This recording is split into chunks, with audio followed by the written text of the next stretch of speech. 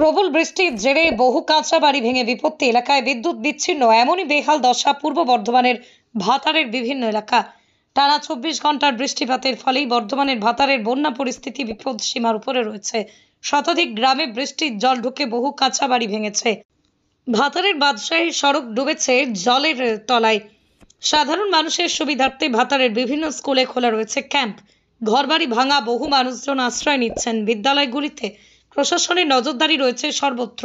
আর হয়তো বৃষ্টিপাত ভারী ধরনের হলে আর বড় ক্ষতি হয়ে যাবে এমনটাই আশঙ্কা এলাকাবাসীদের। বিস্তীর্ণ চাষের জমি রয়েছে জলের তলায়, বিদ্যুৎ বিচ্ছিন্ন রয়েছে বহু এলাকায়।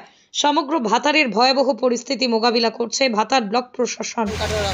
কি দেখলেন রাস্তায়? রাস্তায় জলে ভর্তি হয়ে গেছে, এদিকে বলগোনা, মমতাবাসী, ডাকবাংলা, আমাদের ভাতার। কিভাবে গাড়ি নিয়ে যাচ্ছেন? মানে তো রিক্স, সুবিধার মধ্যে গাড়ি নিয়ে যাওয়া অনেকটা তো মানে রিক্স রয়েছে। হ্যাঁ, প্রচুর রিস্ক। কি নাম আপনার? আমার নাম রাজ। হ্যাঁ, রাজ কোথায় বাড়ি? মেলেন্ডা। ভাতারে কালকে ভারী বৃষ্টির ফলে কিছু কিছু এলাকা জলমগ্ন হয়ে পড়েছে, যেমন কুলচন্ডা, ভাতার গ্রাম, ফুলনগর, পালার, ভাতার বাজার। আমরা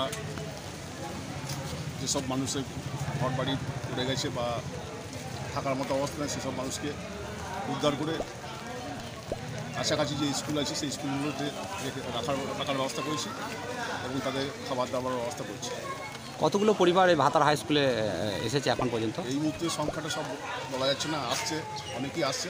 এখনই মোটামুটি 300-400 পরিবার কালকে কি স্কুলে ঢুকে আছে। কালকে রাতের বৃষ্টিতে কি এই ধরনের ঘটনা ঘটে গেল? কাল সারাদিনই ভারী বর্ষণ হয়েছে, লাগাতার বর্ষণের ফলে এই অবস্থা হয়েছে। কৃষি জমিও তো অনেকটা ক্ষতি হবে। হ্যাঁ, এখন তো আমরা কৃষি জমি দেখছি, আর মানুষগুলো যেগুলো আছে সেগুলো দেখছি, কৃষি জমি নিশ্চয়ই ক্ষতি হবে এই বর্ষণের ফলে।